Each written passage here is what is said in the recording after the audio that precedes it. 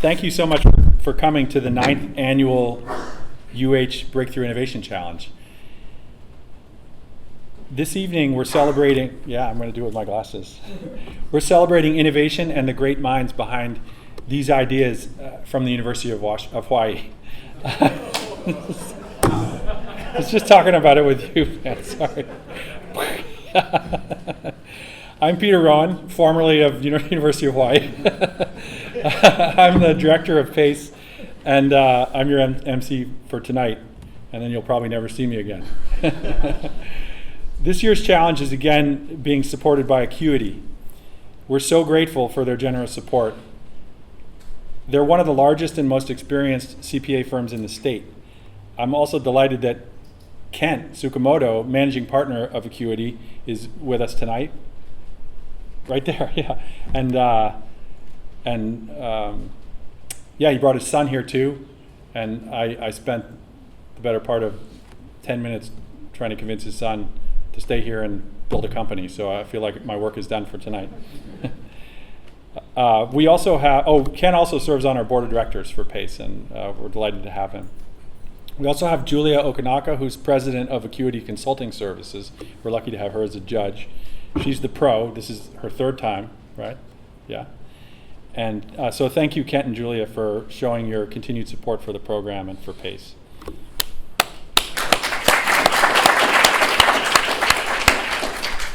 So we know that challenges like this make a big difference in the students' lives.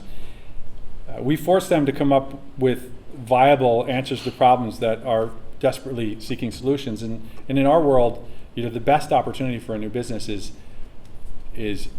a huge problem that exists out there in the world. So if you want to start a business, we always tell you, go out and find a big problem. And the bigger the problem, the bigger the opportunity usually. And that's the overly simplistic way that we look at it here. And that's kind of what the Breakthrough Innovation Challenge is about. So we had a lot of help hosting the challenge. I want to go through this and express our gratitude for the help.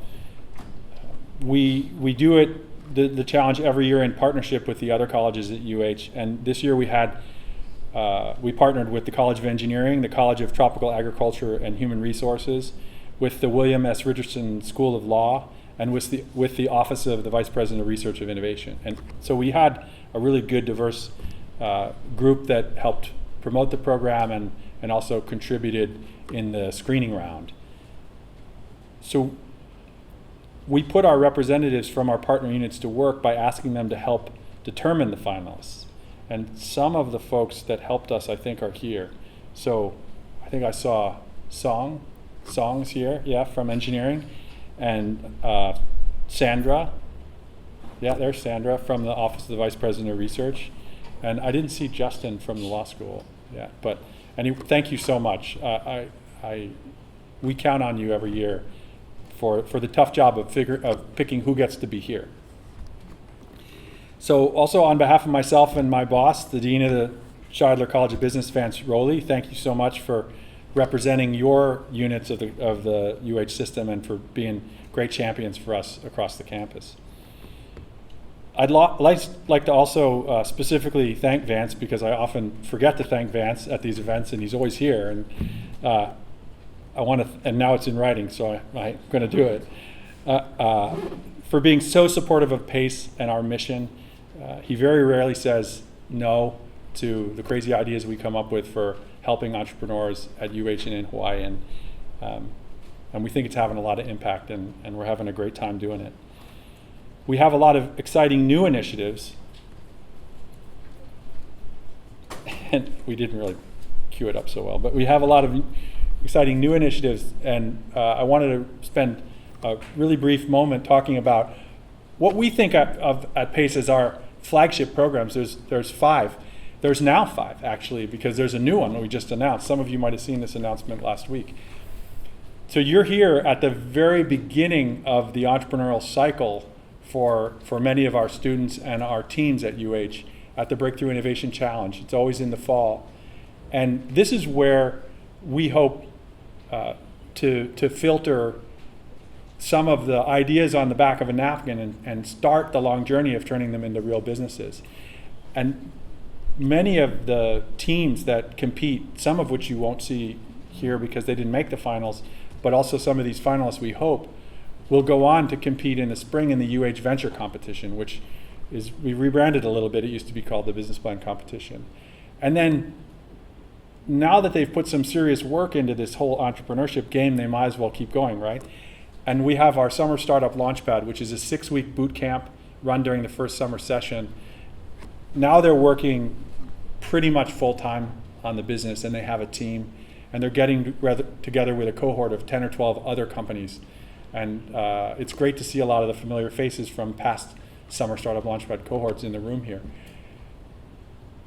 Still, entrepreneurship is hard. It's a tough game, and we want to provide support for as long as we can. And in the past, instead of kicking them out the door after they graduated, that's what we used to do. And instead of doing that, we introduced a new program called Liftoff Advisors, and that's underway in a pilot this fall for the first time.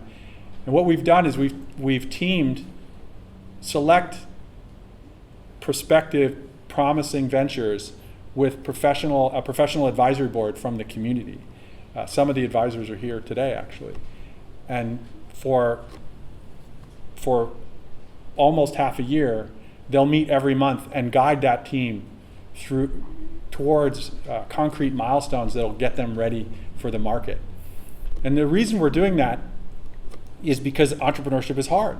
And we want to make sure that they don't give up just because they graduate and they all of a sudden face the pressures of the real world. We want them to continue. And so what we offer is, if they hit their milestones, they're eligible for grant funding up to $20,000 per team. So that's something to work for, to keep the business going. We also think it's a readiness program for the UH Venture Accelerator. So the UH, as many of you know, has had an accelerator for the last 6 years.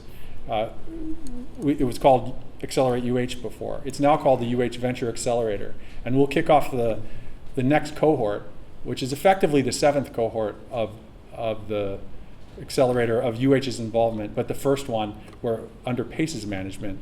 We'll kick that off in the spring, and applications are open now. In fact, we're having an information session tomorrow at the iLab, and hope some of you will come and check that out. So now you see we have the whole stack. That's what Sandra likes to say, the whole entrepreneurial stack of programs. And I can't promise you that it's going to end at 5. I mean, there's probably a 6th one and a 7th one that we haven't thought of yet.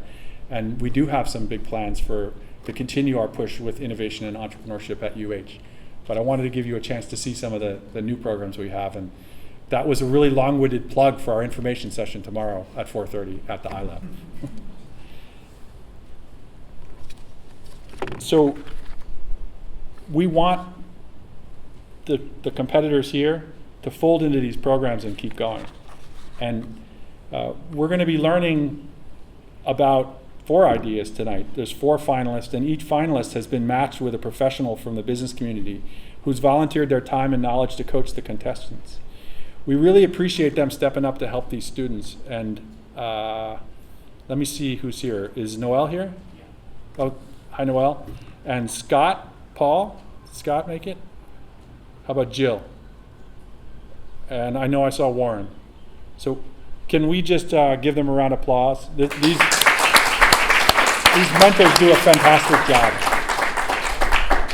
I was telling the judges before that, we see them in the screening round, and what comes out in this round is vastly different, and it's largely because of the hard work of the teams, but also because of the wonderful mentorship from you all. So thank you very much. So every fall semester we put the word out for this challenge, and we're trying to expose entrepreneurs to entrepreneurial thinking, and to also bring recognition and attention to their business ideas, and light that fire for them so that they'll keep going.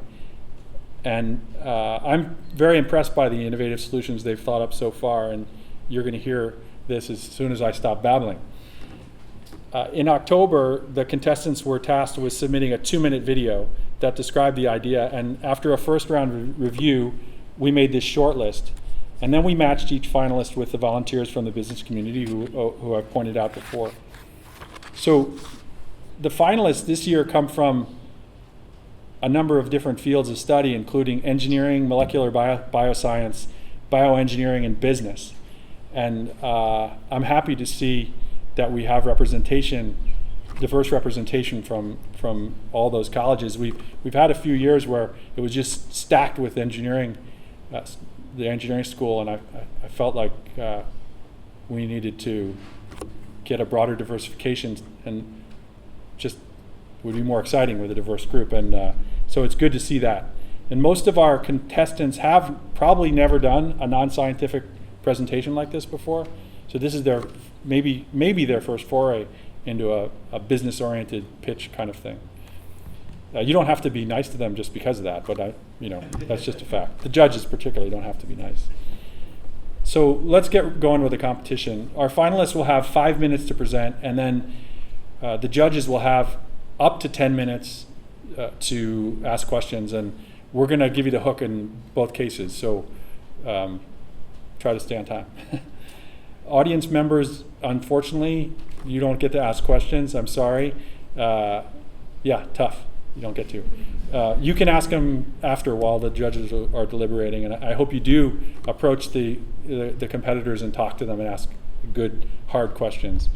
So they're going for prizes. It's $2,000 for first place and an automatic entry to the semifinal round of the Spring UH Venture Challenge. And some of you know me, know I'm like crazy about watching soccer, and that's like a buy into the semifinal round of the Champions League. I mean, that's really huge.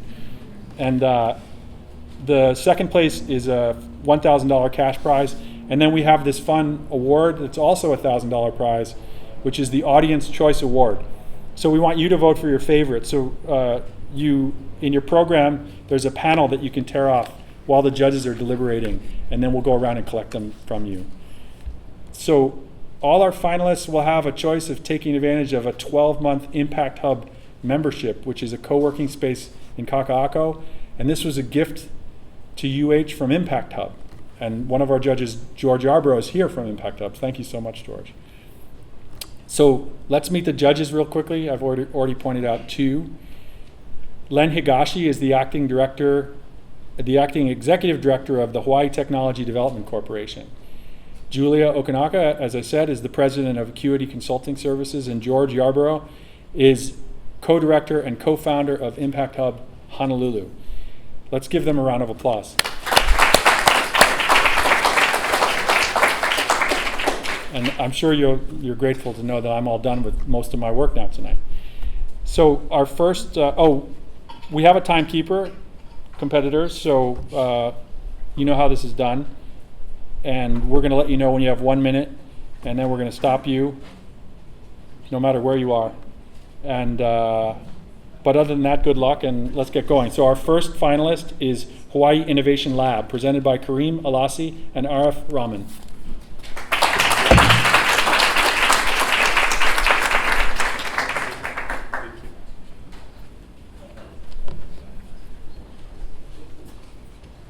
Thank you.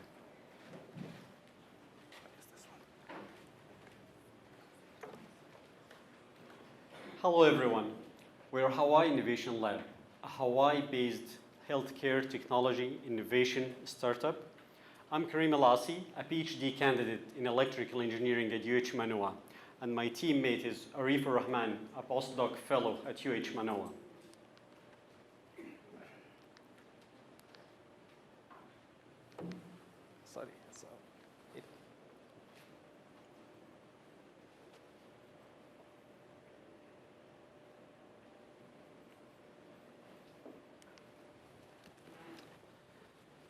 Global warming due to many factors, mostly greenhouse gases, is leading mankind to devastating natural disasters. Just this year, Honolulu has experienced one of the warmest summers in the history, including 45 days of record-breaking highs. The situation was even worse in many other cities, such as Phoenix, Riverside, and Las Vegas. Those cities that usually experience high temperature during summer, more than 100 degrees Fahrenheit. Globally, in the past 50 years, the rate of temperature increase has been much faster than the previous 100 years. In US, where millions of workers are exposed to high temperature environments every day, not only in outdoors, but also in indoors for those workers who work in furnaces, boilers, weldings, and mines. Such high temperature can reduce work performance, cause heat strokes, and may cause death in some cases. Only in the US, an average of 525 people die every year due to high temperature environments. To reduce personal injuries due to high heat working environment and improve worker productivity, we have developed a personal cooling system, which is a lightweight, low-cost cooling vest. It can cool down the body temperature of the wearer for a prolonged period of time. The innovative cooling vest, it uses liquid metal as a coolant. The liquid metal cooling vest we developed has several competitive advantages over the current state-of-art competitors. Our product is 1/3 of the weight, 1/10 of the price, runs 4 times longer while maintaining dexterity of the wearer compared to the cooling vest in the market. This slide shows how the cooling vest works. This is a battery-powered thermos which contains solid coolant, and it cools the liquid metal, and cold liquid metal goes through the tubing into the vest. It cools down the body temperature of the wearer, then the warm liquid metal comes back to the thermos and the cycle continues. The personal cooling system market is over $1 million per year. We estimated our serviceable obtainable market is $7 million per year. We have identified 9 market segments, at least 9 market segments, such as industrial, medicine, sports, construction, etc. During the market research phase, we have interviewed over 35 potential customers in the sports and shipbuilding industries. 90% of them have said cooling vest would improve work performance in extreme hot weather. However, they have different demand priorities, and our cooling vest encompasses all of their demand priorities. Our product requires electricity to operate.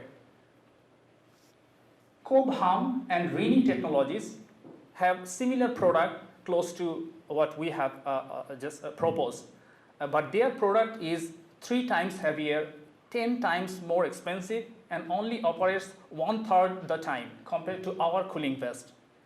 Another similar cooling vest, which is in crowdfunding stage, called Instant Cool, and is cheaper than our product, but its cooling performance does not meet the minimum level of cooling requirements by most clients.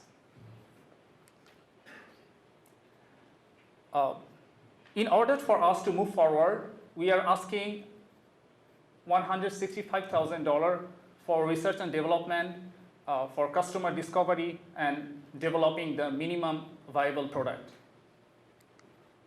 Thank you.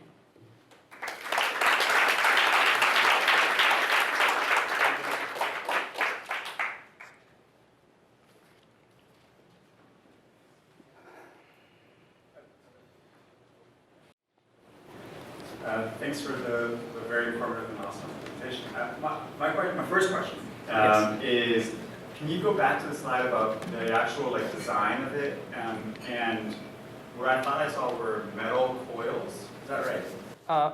It's going to be liquid metal, which is going to flow through the tube. Yeah, it's a non-toxic liquid metal. And as if I'm wearing the vest on a really hot summer day, working out in the field, how does that battery system or that cooling system kind of attach? Is that attached on a backpack? How does that work for flexibility's sake? So for the first prototype, we fixed it at the back. So it's going to be concentrated weight at the back. But definitely we need to redesign based on the customer feedback we get as we go along.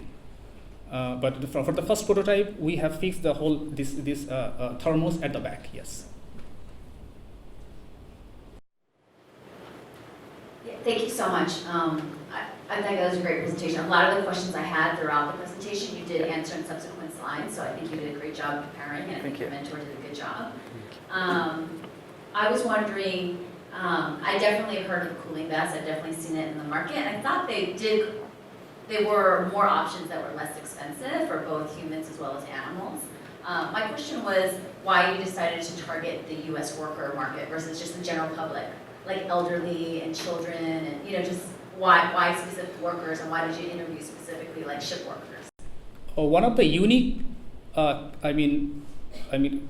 benefit or I'll say characteristics of our cooling vest compared to any other cooling vest in the market, it can cool for prolonged period of time, like 8 hours to 10 hours. So currently there are two kinds of cooling vest in the market, active and passive. The active cooling vest is like over $10,000, people cannot buy. And the passive cooling vest, it can cool only for 4 hours, maximum 4 hours, 2 to 4 hours. But our cooling vest, it can cool almost for 8 to 10 hours. So, and in a day, our workers, they work for 8 to 10 hours and they can get cooling throughout the day. And one of the, another benefit of our cooling vest is on demand. So when a worker is wearing, he can switch it off and the cooling will be preserved. And when he needs cooling, he just switch it on and the cooling, he will get the cooling. So, but the cooling which is preserved in the thermos is not going to be dissipated in the ambient temperature, which means he can use this any time of the day. Like a worker is driving, going to the workspace, when he's driving in the car, he doesn't need to use it, but he can keep it wearing. So when he's at the workplace, he can go out from the car and switch on this cooling vest and use it for cooling his body. Do you know if U.S. workers are using the existing cooling vests that are out there, but they're just not lasting long enough, or have they not even tried the cooling vest yet? We interviewed in some of the construction field, and some of them used, but not in construction field, because not in US construction field, but this is heavily used in Middle East, because I went to interview some of the companies in Middle East, and this heavily used, but they don't have what they need. They need high performance, but high performance is $10,000 they cannot afford. So there is the void in the market present. I think it would have been helpful when you were presenting the challenge and presenting the problem, defining that a little bit better. Okay. Thank you. Thanks for the session. Thanks. Congratulations on being here, and thank you for explaining the problem. I think it's hot every day. It's thunderstorms here. Climate change is very relevant. As you were doing the presentation, I was doing some Google searching, I think, which is a natural tendency, right? But it brought me back to I was in Japan. It was in summertime. I've seen a bunch of people wearing different types of cooling suits, right? It looked kind of like those Halloween costume, sumo suit type things. And as you were going through your presentation, the things that were crossing my mind, is on the technology. Is this something new, first novel application for this type of application? This type of use, and you show some costs there. Are those your prototype costs, or are those your projected retail costs? Lots of questions, and I understand this is early stage, but just curious on your thoughts. So the cost of our product, the other product is market cost, and our product is 50% is cost of the material, and we kept 50% profit. So it's going to take $350 to manufacture 1 unit of our prototype, but we put $700 over here. It's 50% margin we kept for our product. And your prototype, and these are your projections on what you think in terms of cooling time and. So no, it's actually experimented. This is our prototype. I see. So we prototyped a vest already in the lab, and we did some experiment in the lab. And this is the experiment result. Like, it has 1/3 of the weight, 1/10 of the price. This statistics from our experimented results. So we could actually cool down for longer period of time, keeping the cooling, preserved in the vest when it's not used. And we compared this cooling with we bought some cooling vests from the Amazon, and we compared the cooling with these two actually. Then we got this result, which we presented here. Yeah, we felt the difference. Yeah. Thank you. Thank you. Do any of your competitors sell to the military? So the first two, Cobham and Rini Technologies, they developed this technology using federal money, and they are actually supplying to the U.S. military, to Iraq and Afghanistan. And this cooling vest market actually is a very new market. It emerged from that. When the U.S. military deployed in Middle East, up from that moment, this market has been emerged. So that is one of the reasons that the cost is very high. And this is actually a small air condition. It has compressor. It has a complete chiller cycle, and then it's supposed to be expensive. They cannot bring the cost down maybe more than $4,000 or something. And only the government is buying, so government can afford the expensive stuff. So it's not in the market for the general public. Can you go back to there was a slide that had military and medical sports. Oh. So sports would just be to prevent yourself from overheating?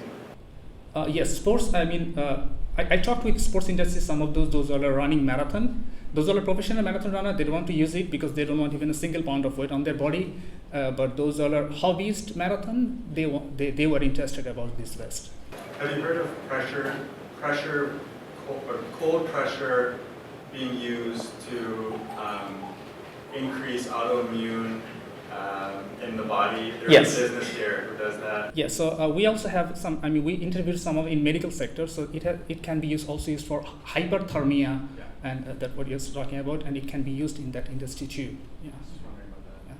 Yeah. Thanks for the suggestion, actually, we'll look into it more.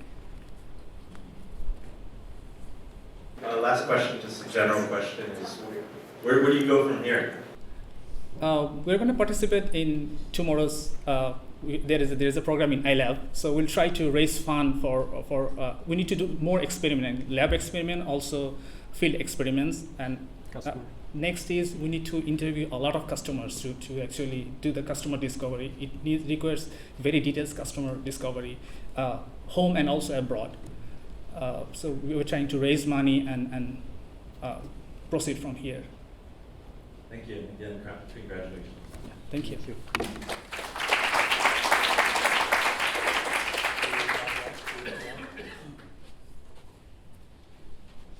Okay, great job. Great questions. Our next finalist is Hempire, presented by Zach Hild.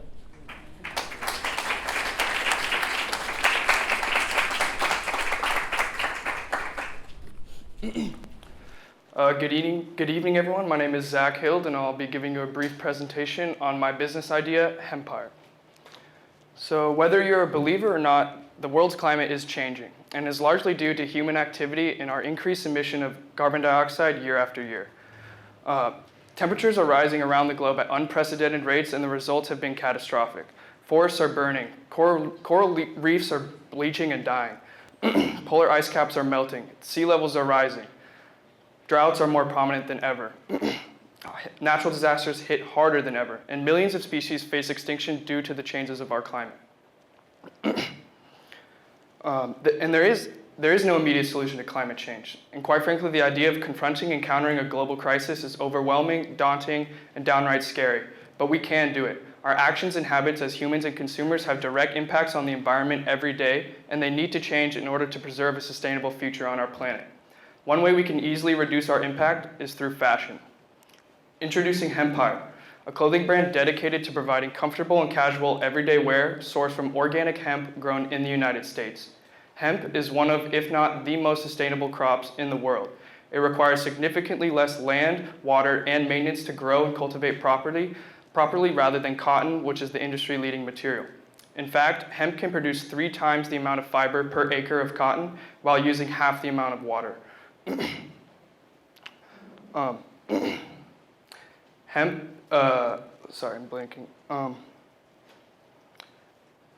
also requires 0 pesticides, which can be potentially hazardous to field workers and surrounding communities and habitats.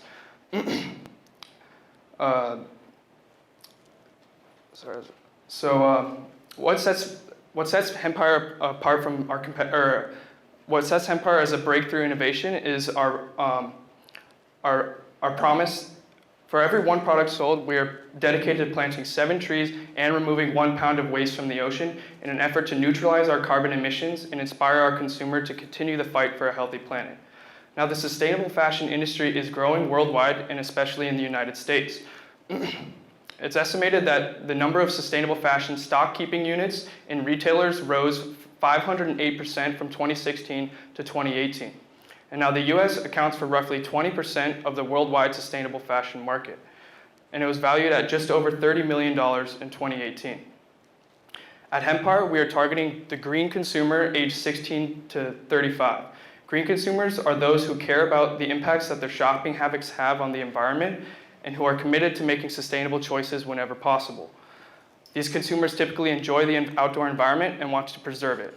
With an increased concern about global warming and the environment, it has caused an increasing trend in consumers opting for more environmentally friendly products. In a global consumer survey conducted by the Conference Board and Nielsen in 2017, they found that roughly 75% of global consumers are very or extremely concerned with the environment, and 80% say it is very or extremely important for companies to implement programs that improve the environment. In another report conducted by the Global Fashion Board and the Sustainable Apparel Coalition, they found that 50% of US consumers plan to switch brands in the near future to support more environmentally sustainable brands. Now, there are existing competitors in our space. However, their success indicates that these consumers are beginning to forego what's so-called fast fashion and opt for more sustainable and eco-friendly brands. Some of our competitors include Ten Tree, which is an apparel company that plants 10 trees for every product that they sell, as well as 4Ocean, which is a company that removes 1 pound of waste from the ocean for every bracelet that they sell. By planting trees and removing waste from the ocean, Hempire sets itself apart from these brands by having the greatest and most positive impact on the environment. And even though these brands are considered our competitors, we share a common vision of a more sustainable future where we can fight climate change through fashion. At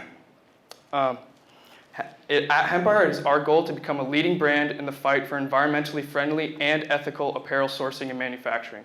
We want our customers to see that they're investing in more than just another apparel brand, but a company that is truly dedicated to changing the world, and we hope that they feel inspired and empowered to do the same. So come join the Hempire. Thank you.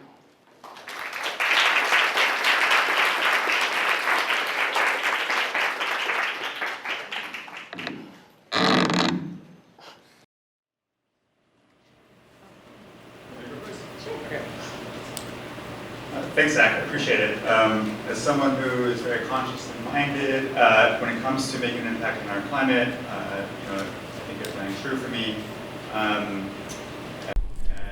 The climate change piece, I would suggest maybe just, I don't know, tone down just a little bit. Okay.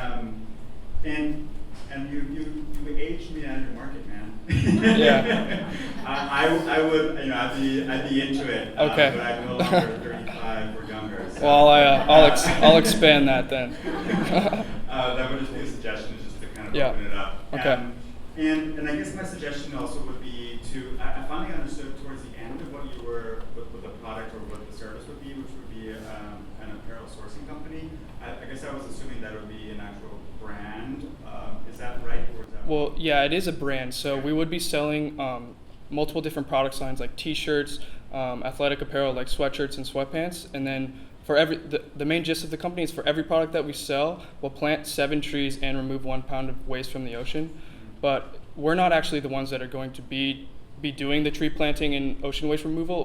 What we'll be doing is donating the dollar equivalent of 7 planted trees or 1 pound waste removal from the ocean to nonprofit organizations that actually specialize in these fields, such as some of these listed here. Okay. What is the current legislation right now with hemp in Hawaii? So with the passing of the 2018 Farm Bill, it made it legal for industrial hemp to be cultivated throughout the United States. So it's fully legal to cultivate, process, and distribute products that are made from industrial hemp. And the only classification is that the raw material has to be below 0.3% THC. And THC is the psychoactive ingredient found in marijuana, which is a sister plant of hemp. And they differ in that THC content. So the only real rule in legislation is that it has to be below 0.3% THC content. So I'm glad you answered that. And I would maybe just, I know you only have 5 minutes, but Right. I would maybe just kind of exemplify your understanding of that. Okay. I think that's really important. Yeah. And also share with us if you're going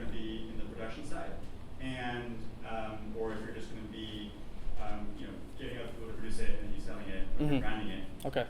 And then also just show me a photo of something that I want to wear. Okay.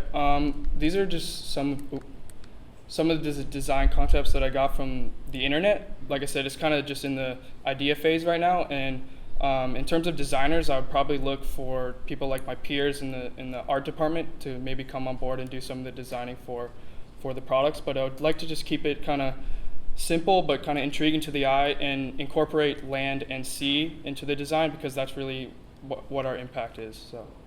Mm-hmm. Thank you so much, Zach. You did a great job presenting. I know you got hung up a little bit, but Yeah. you covered really well. Got a little bit so nervous. Congratulations on that. Thank I know you. it's nerve-wracking, and Yeah. so you did a good job. Thank you. I think you could just pause next time. You don't Okay. have to say, "Oh, I lost my place," Yeah. or anything like that. Okay. I think you did a really good job recovering. Thank you. And I think it's really good for you to look at cues on the slides Mhm. and then to find your place again. Mhm. So in order for your company to be successful, people have to buy your clothing. Right. Correct. So kind of like what we are saying is just, I kind of would have liked to see some designs. I mean, it Yeah. has to be more comfortable. I mean, Mhm. people who are more environmentally conscious, they still want comfortable clothing. Right. Or Yeah. like, is it softer? So is it made more efficiently? Is it going to cost them less? Right. When you produce it, are you going to be using? Is it going to be more environmental, even the way it's being manufactured, Mhm. the way it's being sourced, the way it's Mhm. being brought in? So Yeah. all those components, I think, are really important Right. for somebody to say, okay, because there is definitely a market out there already for Yeah. this type of clothing, and Mhm. so why would I choose your company over somebody else? You know, Okay. so I think those are some things that would be important. Okay. Did you want to address some of that? Well, in terms of what sets us apart is kind of would be our ethical manufacturing. We want to keep it in the United States initially. I know that it would probably drive costs up a little bit more because the labor wages are much higher here than, say, overseas in China or whatever. So that would kind of set us apart in that aspect, is that we'd be a little bit more ethical in our manufacturing than some of our competitors. And I guess that's really all I have for that. That'd be interesting to me. Are people, like, for your next surveys, like, would people be willing to pay a little bit more money Right. if they knew that you were doing it more ethically, Right. you were supporting the U.S. workforce, Right. Mhm. And that you were manufacturing it to be even better for the environment? Yeah.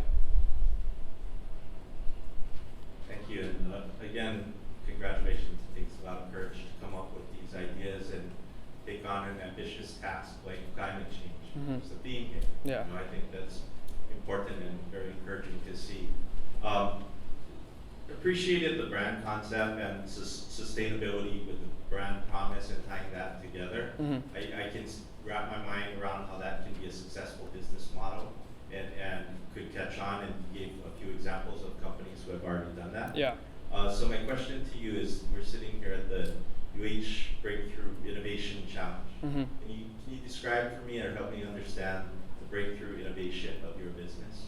I guess it would really just be the overall global impact that we would have on kind of curbing what is the current fashion industry. Is a very pollutive industry. It's actually the 5th highest polluting industry in the world, and it obviously involves the 4 higher polluting industries within its supply chain. So the main thing for my company is our global impact on reducing the pollutive fashion industry, and I think that people really tie into that, especially here in Hawaii. I would want a retail location here if I could possibly get one, as well as an online platform, just because I think the residents of Hawaii are very environmentally conscious about their consumer habits and whatnot. So I guess the breakthrough would be the global impact that we would have on reducing the pollutive fashion industry. Thank you. That data that you just shared, I would almost leave with that. That was Okay. awesome. Like, I was writing and I looked up, and I think why is because you showed your passion a little bit in there, Yeah. a bit more in the very beginning. Mhm. And there are other people who are very conscious, or who are other brands who are focused on this. Like Patagonia is a big one, right? Yeah. Mhm. And I think what sets them apart is I follow them and I decide to buy them because I see that they're passionate. Right. And when you showed and exemplified your passion, like I was like, yeah, I would definitely support you, man. Because like I can see that you have a much bigger goal of fighting Comic-Con and making other people change their buying habits. Yeah.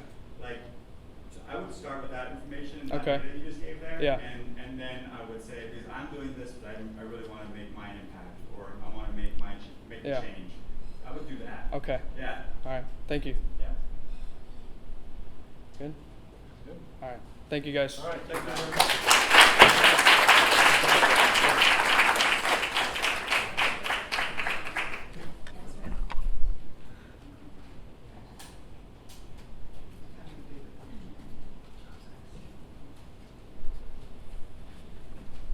So our third finalist is Auctor, presented by Saul Bernal and Tristan Ivor.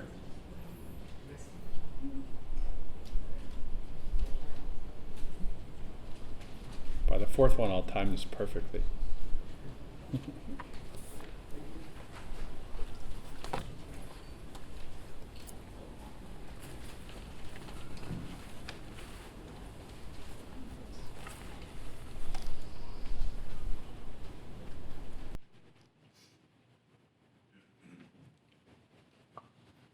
Aloha, everyone. I'm Tristan. And I'm Saul. Just by a quick show of hands, how many of you here occasionally go for a little walk or hike in nature? Okay, awesome. So I can't be the only one that leaves feeling pissed off that there's bottles and cans all over the place. I mean, what's the deal? Not only is it bad for our environment, but it's literally money on the ground. We want to incentivize the recycling process to make it easier for you to do the right thing while getting you paid. Auctor is robotics for sorting, AI for material identification, and innovation of high-five systems. We combine our backgrounds in molecular bioscience and business to do extensive research into the problems that dominate the recycling industry today. This is a problem that we're not only facing for this competition, this is a problem that we feel is worthy to dedicate our careers to. And just as our current administration says, China is a problem. But seriously though, in 2018, China stopped accepting the world's recycling. The status quo is broken. It's up to the innovation community to provide it breakthrough innovation. The solution comes from accountability. And you can't have accountability without data, because the lack of information is what leads to the lack of accountability in our own recycling behaviors. We believe we can change these behaviors by leveraging high-five systems. We're all familiar with the high-five system. You go to a store, buy a product that uses plastic, metal, or glass, and you pay a 5 cents fee. Actually, a 6 cents fee after the container fee. By leveraging instant gratification, we want to change recycling behavior with instantaneous deposit refund. Imagine tossing away a high-five container and getting your refund on a mobile wallet. With Auctor, that is possible. Auctor is an easy-to-use sensor that can install on any trash can, so you can track, sort, and refund high-five containers. The dashboard allows people to manage their carbon footprint on earnings as a trash to cash. So our value proposition rests on 3 tenets: convenience, redemption made easy as throwing something away, instant payment via our mobile app, and a gamification aspect. Data analysis by collecting data, providing actionable data insights, as well as giving transparency to a stream of recycling that lacks it. Intelligent sorting, which maximizes productivity, rises safety, and lowers cost. Our business model relies on 3 foundations. Disruptive redemption, which leads to higher revenue, improved monitoring, and simplified operations. Autonomous sorting, that massively lowers operation costs. And waste stream analytics, a waste stream recognition software that enables corporates to meet their sustainability metrics by using our data. So we currently have 6 phases, but we'll give you our first 3. We're going to start with 100 beta users to test and improve our software. And in phase 2, we'll transition these 100 beta users to our trash to cash once we become a certified redemption center. In phase 3, we'll incorporate our software with hardware to optimize our sorting processes, as well as expand our user base, enter other high-five markets, and have our software ready for commercial launch.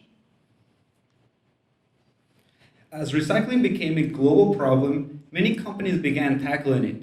Auctor's advantage relies on 5 blocks: data, reward system, image recognition, simplicity, and increase on return on investment, which in contrast with our competitors, embraces the problem more fully than their single-sided solutions.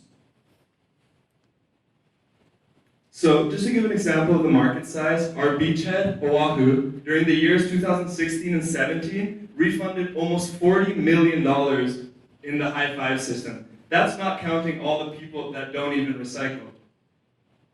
But that's just the beginning. There's states like Oregon and Michigan that pay 10 cents per container. That would bring our profit margins way up and incentivize the user base. But what about places like Germany that pay 25 cents per container? We can't even sleep because of how exciting that is. So we are very passionate and excited about this solution. We hope we're able to share a little bit of that excitement with you today. And we just want to thank you for your time. Mahalo. Thank you to PACE, to the sponsors, judges, and our mentor, Warren. We appreciate it. Thank you for everything.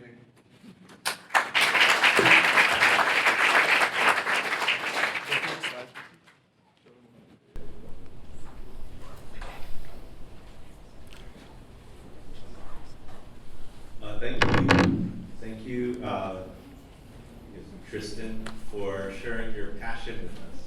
You know, one of the things that I feel in any type of presentation, sometimes people forget about the entertainment value and how important that is. And not to make fun of it, but it really is. You know, we're here to hear your pitch, but when you speak with a little bit more authority, I definitely appreciate and took notice. So wanted to start off with a little, compliment. Your problem set is clear. I think there's a lot in there. When you were describing, I got a little lost in what you were actually solving because there was so many potential little details that could be implemented with your app, with your sensor. So I just maybe ask if you could clarify that for us. Yeah, absolutely. So you're right. You are right. It does embark upon a big journey overall, but it is a step-by-step thing that starts with the hi-fi redemption centers, and then the autonomous sorting and the data provided from the analytics is things further along. So the initial phase is just to really make people recycle their high five items, because it's kind of a pain in the butt right now. You have to go to the redemption center, you have to wait in line, wait for it to be weighed, et cetera, et cetera, et cetera. And we have about a 70% recycle rate. I think that could be much higher. States like Oregon have 90 to 95%. So as you said, it embarks upon a large problem, but all in all, it is the recycling problem that we know is a big issue right now because we don't have the infrastructure. Nowhere in the world has infrastructure anymore that China isn't taking it all in, is the truth.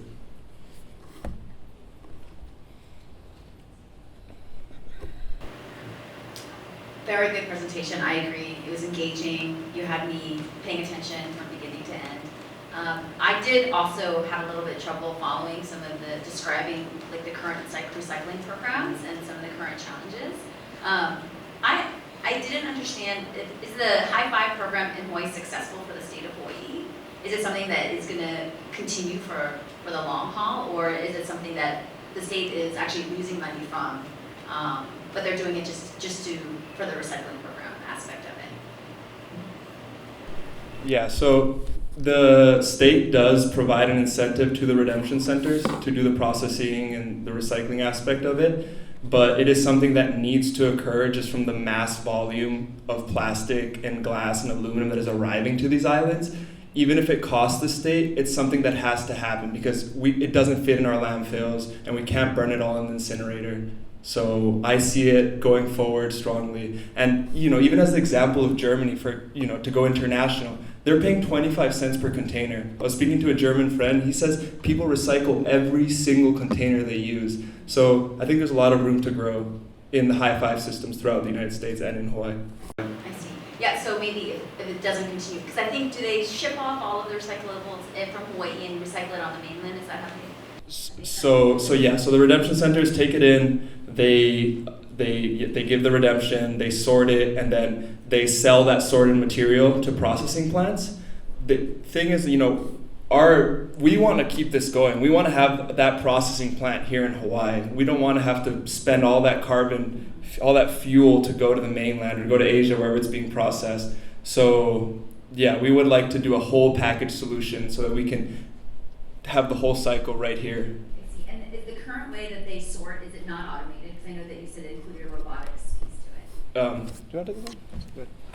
Yes, so it's currently, they use automation on some newer waste stream treatment plants, but basically automation is a new thing. Within the last 3 years, it's been a new thing that with AI, you're able to recognize more trash or more items than before. I see. Okay. Yeah, I guess for me, I'm just naive to this process. I mean, I can tell that you're very knowledgeable of it, but just explaining it to the user a little bit more, breaking it down so we understand the challenge within the current process of how they're doing it, and then why the way you're doing it would be better, and then the costs around it. So to see whether or not the costs that you're proposing would be viable and sustainable. Yeah. Thank you. Thank you. So if I was your grandmother and I lived alone, why would I want to, and I knew how to use my phone. Why would I want to use your app? So we make your life easier. So we take care of your trash and you get money from it. You come to my house. Yes. See, I don't think the judges here, we understood that. Did you understand that, Len? I'm very grateful for this 10 minutes then to explain a little bit more. Thank you for the questions. Yeah, thank you for that. That's a very valuable question. As he said, we make it so grandma doesn't have to get in her car and drive and stand in line and wait. What we do is that the trash to cash system in our phase 2 is when we become a certified redemption center, we then pick up the recycling. That's how we can audit it on the back end to make sure we're paying you the same that you're giving us, basically. And then we sort it. That's why we have the autonomous sorting, because then we deal with the sorting and the recycling process and shipping, and then later on we would like to actually do the processing, do the manufacturing of plastic here, the jet fuel, diesel here, and kind of create an ecosystem for that in Hawaii. Great. Yeah. Now I'm getting a little bit clearer.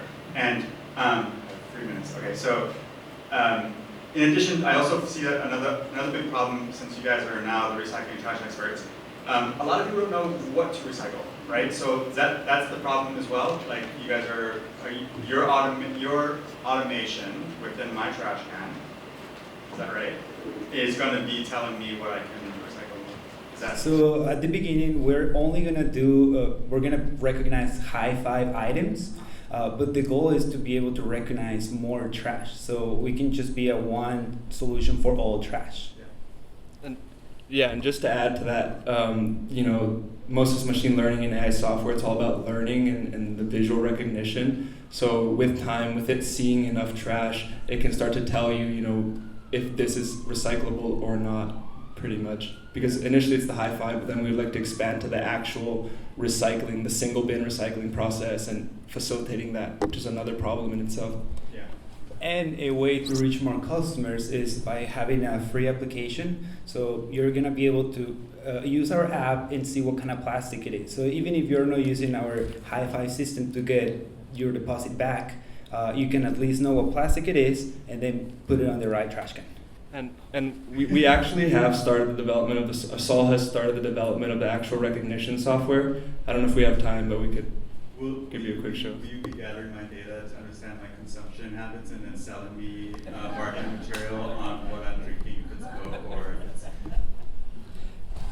It's actually some of that, but not really. We want to make those companies accountable. Coca-Cola in 2005 established a goal to use more recycled plastic, and in 2019 they had to change the goal again because right now they're only at 7%. So we want this data so we can turn around and go to those companies and tell them like, hey, you said 25% and you're at 10%. So it's really to make them accountable.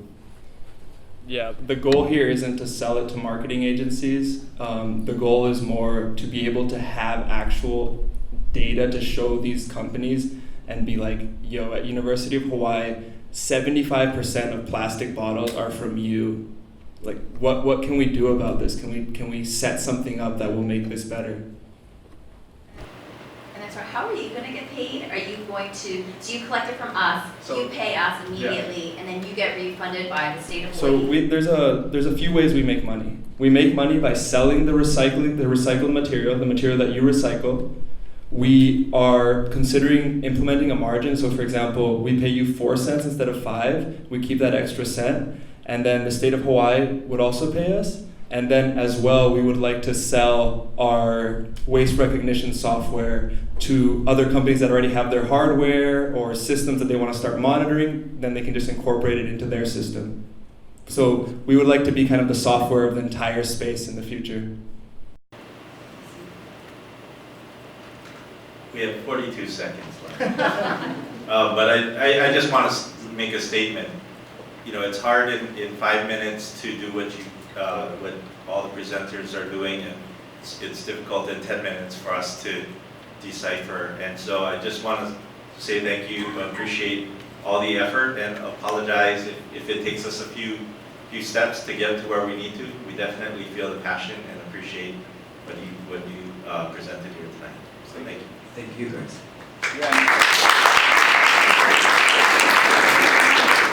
Anyone that would like to go deeper in conversation with us, please feel free to approach us after. Thank you.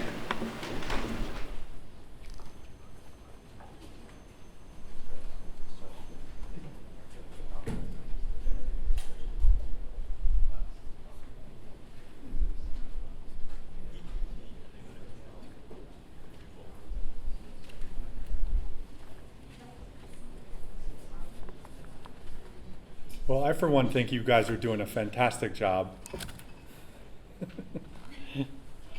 Okay. So our fourth finalist is Contekt, presented by Ty Uehara.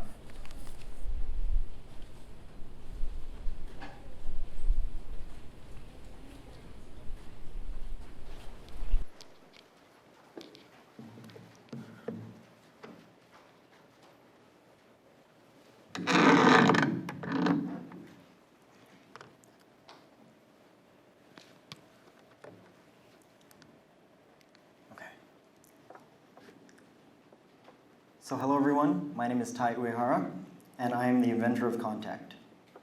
I'm a current junior at the University of Hawaii at Manoa, studying computer science, and I've been riding a motorcycle for about 3 years. My current mission is to make Contekt become a reality.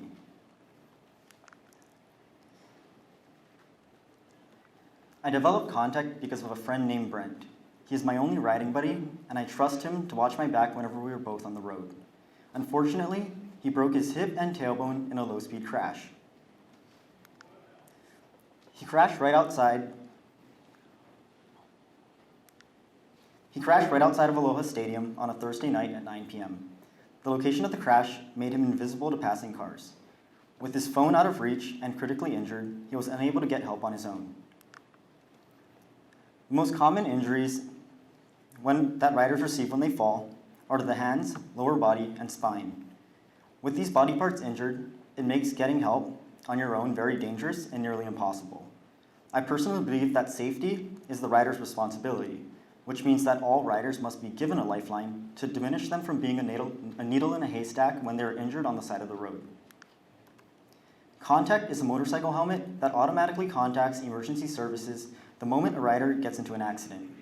This will be done using internal components embedded within the helmet, and these components consist of a gyroscope to monitor rotational orientation, an accelerometer and GPS to keep track of point of location and change in velocity, pressure sensors around the crown of the helmet, because the crown of the helmet is what frequently makes the impact to the ground during an accident, an embedded wireless microphone and Bluetooth speaker in order for that rider to be given that lifeline to emergency services when they do fall down, and a rechargeable battery to keep all the components connected.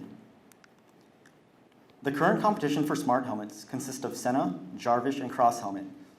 They all have similar features with the exception of Cross Helmet having artificial intelligence displayed within the helmet. Yet the competitors all contradict their mission statement. How does being deaf to your surroundings while listening to high-quality music make a ride any safer? And how does artificial intelligence projected inside of your helmet make you a non-distracted rider? The mission statement of a helmet is to save lives, and Contekt enhances this through automated emergency service connection when an accident is detected. The market for Contekt is rapidly growing due to an uptrend of young professionals and new military veterans. In 2016, 2.2 million helmets were sold, and that number will continue to rise each year. This is due to riders replacing their helmets every 4 years, and many states slowly making motorcycle helmet wearing required by law. The total cost of all components and estimated labor cost comes out to around $500. I will retail this helmet for around $700. The cost of manufacturing will also go down as I order the components in bulk. An alternative would be licensing the Contekt component technology to existing helmet manufacturers. This will allow me to disregard Department of Transportation restrictions when designing my own helmet. Contekt can expand into all helmet markets. An original idea was to expand Contekt into bicycle helmets for kids. I can also enhance Contekt even further by utilizing the vehicle-to-vehicle protocol.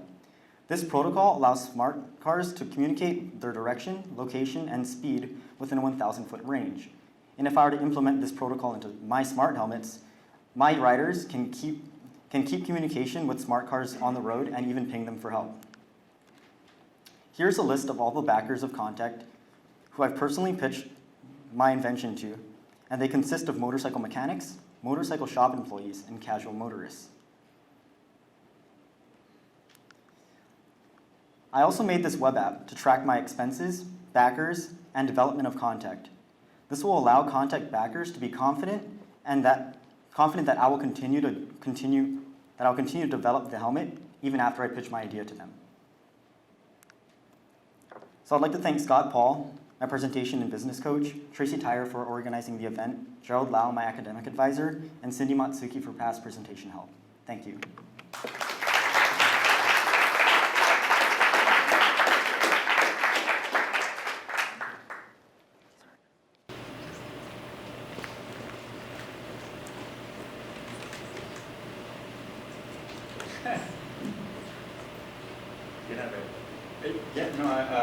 So great. Yeah, I thought it was great. I think that you benefit just because it's a product, and sometimes services are sometimes more harder to sell. I know because I sell a service, and I am jealous of people who sell a very clear, concise product. And I really appreciated that you brought in a personal story, because that really does attract and keep a viewer's attention. And I don't really have any questions at the moment. I'm just still trying to gin them up, but yeah, good job. Yeah, I'll jump onto that same bandwagon. You know, the presentation was very polished and very mature, you know, which was interesting because some of the theme tonight is very early stage invention and business.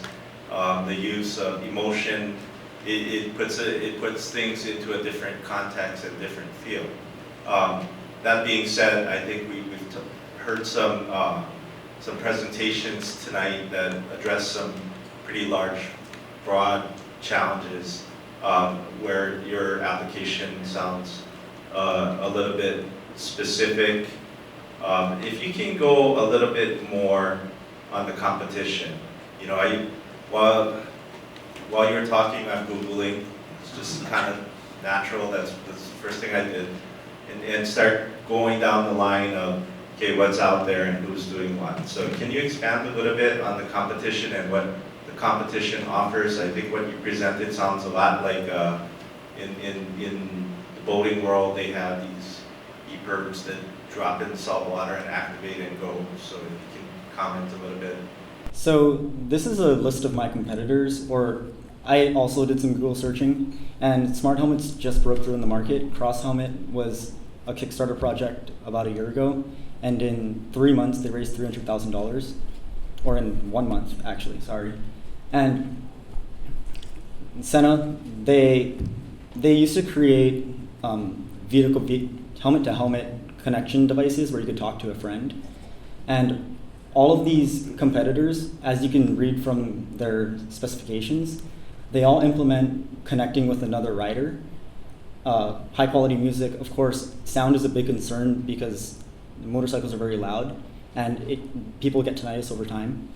And I understand that that's a very real problem, but at the same time, when you kill the sound, you can't hear what's around you. And personally for me, when I listen to my surroundings, I could hear cars approaching, cars going fast by me, sirens, and I feel like that's something that shouldn't be deafened.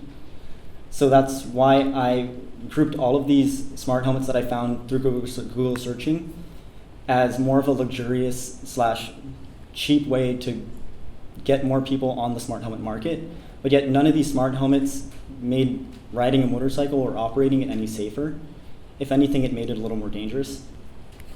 Do any of them address the automated emergency response that you proposed? No, all of them are moving more towards like having navigation in the corner of your screen or in the corner of your lens, in your helmet lens, and just projections of maybe your speed, but none of them are really aiming towards saving lives. So I thought that was a problem. Thank you for clarifying. Thank you for clarifying that, and just point out that that's a novel concept. If it truly is, it's very interesting. Thank you so much. It's a personal issue that I deal with. My husband rode a motorcycle, and when we started a family, I made him sell it. He still is very angry at me for that. So I would. If he had the helmet, would you have the right? Well, that was what I was like. If he had the helmet, I would definitely let him ride more, because it's not really. I don't think in the state of Hawaii it's required, right? The helmet is not. It is a partial law, so see. over a certain age limit, then you're I required. see. But I guess the thing is, and then my children, I have 2 boys. If they rode, I would definitely make them buy it. I guess the number one thing I would research is that it's the safest helmet out there. Like, to me, it's after fact. If it can contact emergency services, then they can get to them. But I would still want to buy, if there was a helmet that had that ability, but it wasn't the safest helmet on the market, I think I would buy maybe the safest helmet on the market. So maybe also playing that up, saying that the first priority is that it saves their life. And the second priority is that it contacts the emergency services. I also ride bike, and so same thing. I think it'd be great, like so a cyclist, normally if a cyclist goes down, the issue is that normally they don't fly into an area that you can't see. I think they'd be in an area that you'd be able to see. But I guess if it happens early in the morning or late at night, which we do ride to avoid traffic, then it is something that they could contact emergency services that was an issue. So that on the cycling side, I think that's something you could play up to, is that they normally wouldn't fly in an area that you can't detect, like what happened to your friend. But we do ride really early in the morning, like up Tamulus and things like that. So if something happened and we ended up in a ditch, it would be hard to find us. So anyways, very well done. Thank you. One last question and I guess clarification. Is your product an add-on to an existing helmet, or is it a replacement? Because I heard a little bit of both. So the technology license was something that Scott, my coach, brought up to me. At first, I was just thinking about making my own helmet, but at the same time, I didn't want to jump through all the hoops that the Department of Transportation puts in that requires you to go through so many testing and things like that. The product development cycle. Exactly. So I thought that it would be smarter to license the technology instead, because that way I could expand it quicker to pretty much any helmet. Okay, so my question, and this is the same question that came up earlier, is where do you go from here? Okay, so right now my main focus is testing all components and then having them work all together. And this isn't something that I was planning to do overnight or even within a year. Technology testing, and especially in this case research, is going to take a lot of time. But my main focus would be getting the components to work before, I guess, securing the integrity of the helmet. So that would make sure that all components are talking to each other, and I would be testing that using Arduino. So I did some research and I pulled all the items that I would possibly buy. This isn't a set list, it's just a prototype. And I'll be testing all of these components through Arduino. And every component that says Adafruit next to them are all compatible with Arduino boards. So from here, I would just start testing components using Arduino and then working on linking the correctly tested components with each other. Thank you, and again, congratulations on a great presentation. Thank you.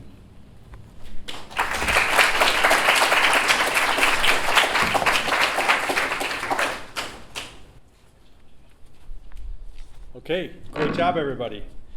So this is the end of the competitive part of the program. So now it's all just fun and games. except for the judges. So we're going to have the judges go to a super secret location here. I'll show you where it is. And everyone else, please cast your vote for your favorite to receive the Audience Choice Award by tearing the right panel from your program and put it in the ballot jar, which will be in the back of the room on one of the tables, probably the middle table there. And you'll have about 15 minutes to cast the votes. That's about how long we're going to give the judges to deliberate. And then we'll come back and we'll announce the winners. And in the meantime, we have some refreshments in the other room, and please enjoy yourself and mingle. So we'll be back shortly. Thanks.